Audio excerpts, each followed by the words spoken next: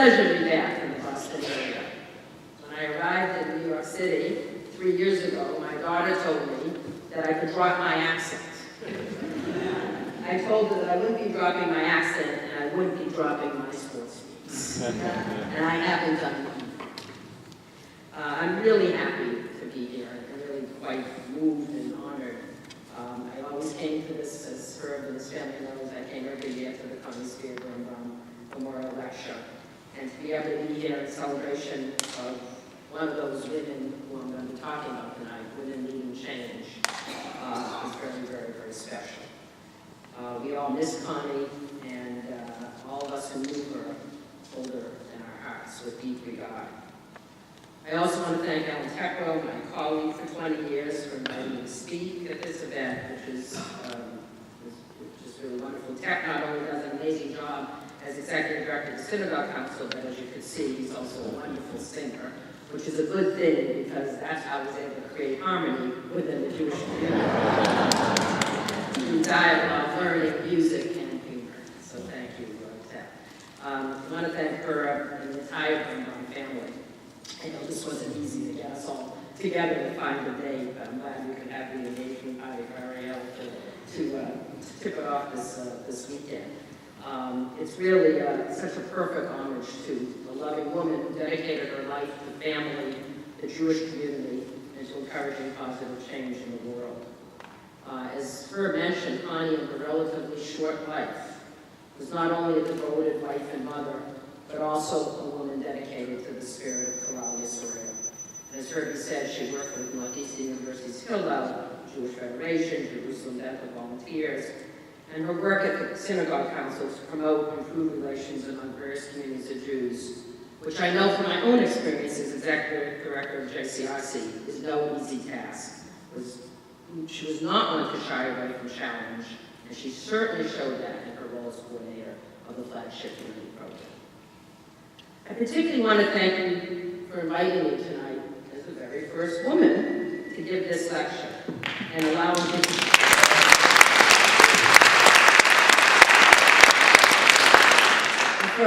to speak about the topic, women leading change. As many of you know, and you've heard, I left my beloved home and birthplace and my cherished community of friends and family and colleagues, as well as my 20-year tenure as Executive Director of JCRC, to become CEO of National Council of Jewish Women, which is the oldest Jewish women's organization in the United States. It was founded in the late 19th century by the brilliant, dedicated, and really quite unsung heroine, Hannah G. Solomon. Hannah G. was a radical in her own time, believing that the sphere of women extended beyond the home. Although, like Connie, she also believed that women's work in the home was critical, particularly as it involved the values we impart to our children, the next generation. But Hannah Solomon also firmly believed that the sphere of women encompassed, in her words, and I quote, the whole wide world. In describing the, quote, new breed of woman that she herself represented, Solomon said in one of her famous speeches at the turn of the last century, "Who is this new woman? She is the woman who dares to go into the world and do what her convictions demand. And that is precisely what she herself did. And that's what all of us at NCJW do each and every day." The story goes that Hannah G. was invited to organize Jewish women to volunteer at the Academy of World Religions at the Chicago World's Fair in 1893. When she and her group arrived, they discovered to their indignation that they had been invited to pour the tea. She left that experience declaring that Jewish women could do more than pour tea.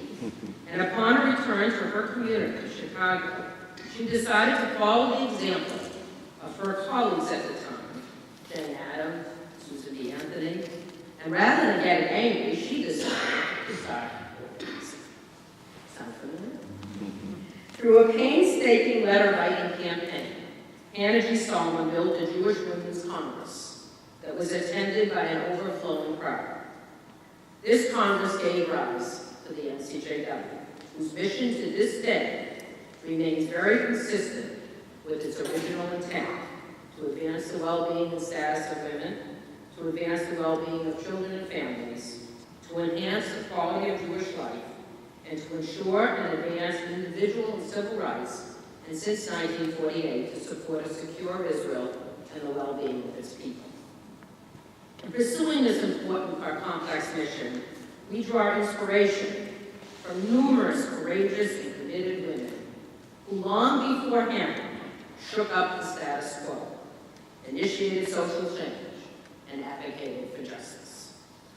Since our founder's name is Hannah, and the biblical Hannah was also an extraordinary woman, I want to take a moment to share with you an interpretation of her story of leading change. As Mickey Raver points out in her book, Listen to Her Voice, Women of the Hebrew Bible, the name Hannah means graciousness. Graciousness is defined as kindness, courtesy, mercy, and compassion. All traits that inform our work at NCJW.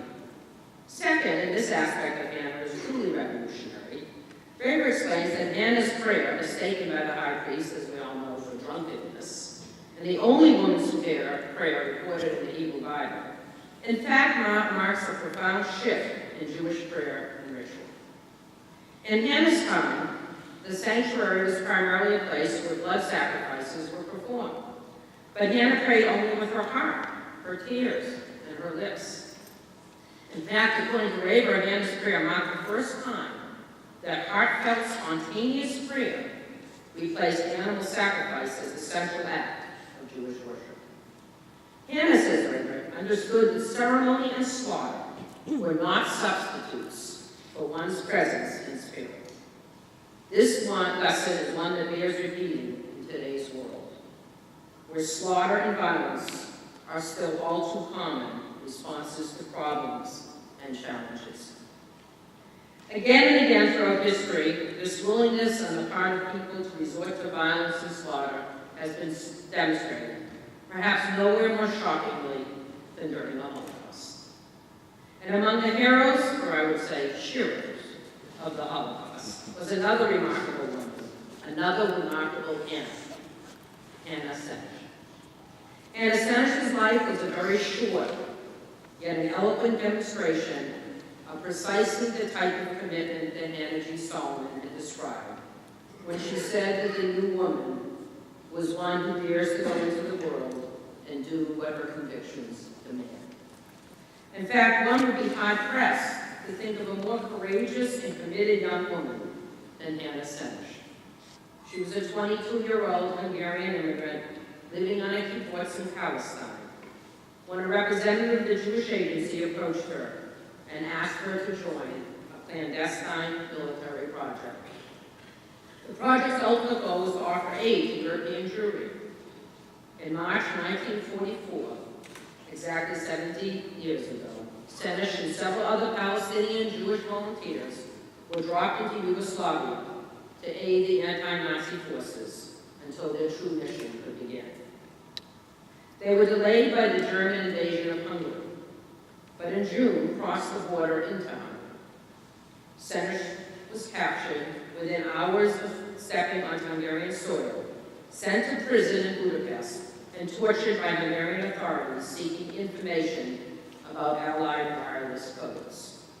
She was convicted as a spy and sentenced to death. Interestingly, the court, perhaps aware that the tables were about to turn against the Nazis, decided to delay carrying out the sentence. Senech, however, had given a poignant speech in her own defense during the trial. The officer in charge, Colonel Simon, had apparently taken personal offense to it. He came into her cell on the morning of November 7th and presented her with two options: to beg for pardon or to face death by a firing squad. Hannah stood firm. She refused to beg for clemency from captors who she did not consider legally permitted to try her case. She wrote short notes for her mother and comrades and went to her death at age 23 in a snow-covered Budapest courtyard. In a final act of bravery, she refused a blindfold in order to face her murderers. Hannah Senech's story is of a young woman who made the ultimate sacrifice for her people. But we do not remember her only for this. We remember her also for her beautiful spirit, a spirit that lives in the song that I first heard when Zafar sang it, created from her poem, Eli, Eli, a song that for so many years formed the core of our community's annual Yom HaShoah commemoration, in which the Birnbaum family played such an integral part. Jacob Birnbaum, her dad, was the very first chair of the Holocaust Committee of the JCRC when I started the job in 1990 and taught me much of what I know about that horrible chapter in our history. Herb and Connie and the children all participated in the moving musical performance every year at Faneuil Hall. The words of that poem live with me and all of us to this day. Eli, Eli, may these things never end. The sand and the sea, the rustle of the water, the lightning in the sky, the prayer of man. Hannah Senech, an extraordinary woman. And during approximately the same time, another extraordinary woman, also named Hannah, showed outstanding courage. As the Nazi gained power in Germany in the 1930s, Hannah Arendt became a political activist who helped the German Zionist organization and its leader, Kurt Blumenfeld, publicize the plight of victims of Nazism. She was arrested by the Gestapo for conducting research on anti-Semitic propaganda, and amazingly managed to win the sympathy of a Berlin jailer who released her. She then escaped to Paris, where she remained, working with the Youth Aliyah movement to rescue Jewish children from the Third Reich and bringing them to Palestine. When Germany invaded France, Arendt was sent to an internment camp from which she escaped. She later joined her husband, and in May 1941, the two managed to reach America. While living in New York during the rest of World War II, Arendt envisioned the book that became The Origins of Totalitarianism. It was published in 1951, exactly a decade after she arrived in the United States, and the same year that she secured the United States citizenship. Meanwhile, on our own shores, Jewish women have led movements for change as educators, organizers, and social activists.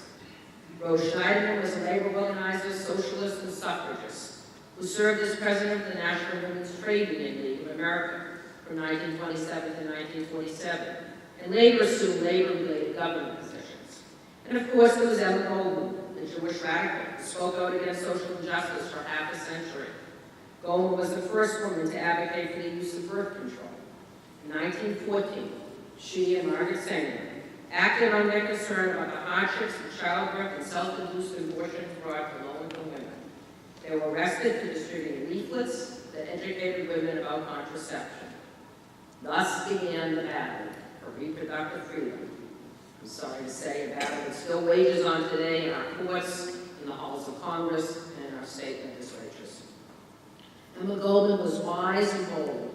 With her wonderful sense of irony, she once said, "The most unpardonable sin in society is independence of thought." In the years that have lapsed since the activism of Solomon and Schneiderman, Goldman, Senech, and Arendt, many more brave, committed, and creative women have entered the scene, some whose names you know, and some whose names you may not.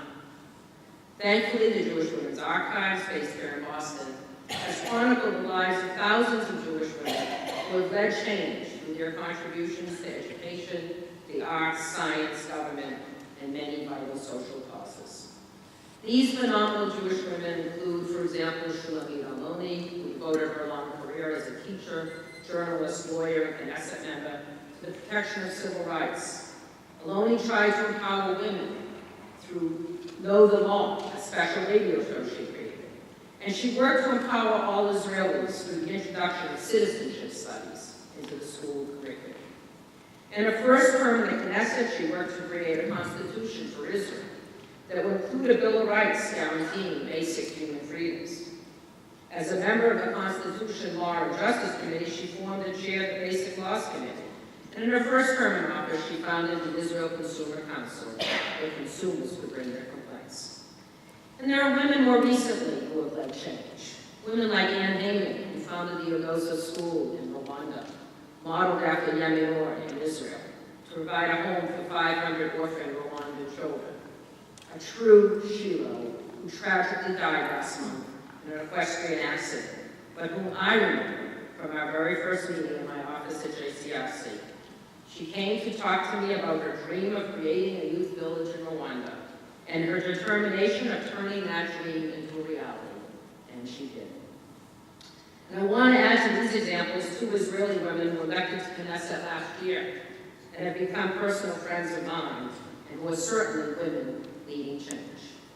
Mirav Michaeli, an eloquent and outspoken feminist member of the Knesset, who advocates changes in the approach that Israel takes to solving many of its problems. In her extraordinarily moving inaugural speech, you can find it on YouTube, Mirav maintained that constructive criticism must be integral to participation in government. As she stated in that address, I am privileged to be part of consecutive generations, she was the granddaughter of Rudolph Kessler, dedicated to this project that is the state of Israel and to the way it provides a home for those people who were a diaspora. This is the place, she says, from which my critique emerges. On the one hand, I'm part of a founding dynasty. On the other, I'm a woman. Mirav then goes on to discuss Israel's history of valuing what she calls the machismo of the settler. She warns against the danger of adopting the stance of victim and said, we feminist women don't come as victims. We come as equals to take our fate in our hands and to shape the reality we live in. Despite your determined efforts to exclude us from decisions, she said, on war, on peace, and how to define security, and how to achieve it, we are still part of this conversation. Because we pay the price on the home front when you decide to open up a war front. We pay the price when children are killed and wounded because there is no peace. We pay the price when we invest 1/5 of our national budget on a security budget that does not deliver security. Michaeli goes on to describe how women, despite a history of hard work as pioneers and soldiers, and despite their participation in the Israel Army, are still excluded from the Knesset where only 1/4 of the members are women. Still excluded from the Prime Minister's cabinet, and still excluded from key economic positions in academia and the military. Perhaps most striking of all is Michaeli's discussion of the mentality of exclusion, and how that mentality excludes not only women, but too often Mizrahis, Ethiopians, Arabs, and Russians, and the disabled and non-Jews. This mentality, according to Michaeli, must change. The other special person is Sav Safir, the former leader of the social justice movement, who is the youngest member ever elected to the Knesset, and is a passionate and committed advocate for working within the system to advance social change. She is definitely a woman leading change, and I know she will have a long career in the Knesset and beyond as she tries to change from within the government. And here in the United States, so many other prominent Jewish women, the Honorable Elena Kagan, serves on the Supreme Court, raised in an Orthodox home. Kagan, at the age of 12, was already an advocate for women. She allegedly clashed with her Orthodox rabbi at Lincoln Square Synagogue over aspects of her bat mitzvah. According to a former colleague, Kagan had strong opinions about what a bat mitzvah should be like, which didn't parallel the wishes of the rabbi. Apparently, Kagan's bat mitzvah was the first ritual bat mitzvah that her rabbi ever performed for a woman. Later, as dean of Harvard Law School, Kagan continued her activism on behalf of gays and lesbians. She upheld a decades-old policy barring military recruiters from the university's Office of Career Service because she felt the military's don't ask, don't tell policy discriminated against gays and lesbians. She wrote that don't ask, don't tell was a profound wrong, moral injustice of the first order. And interestingly enough, change has come. Today, we don't have don't ask, don't tell anymore. It's been abolished. And in July 2011, the Federal Appeals Court barred further enforcement of the U.S. military's ban on openly gay service members.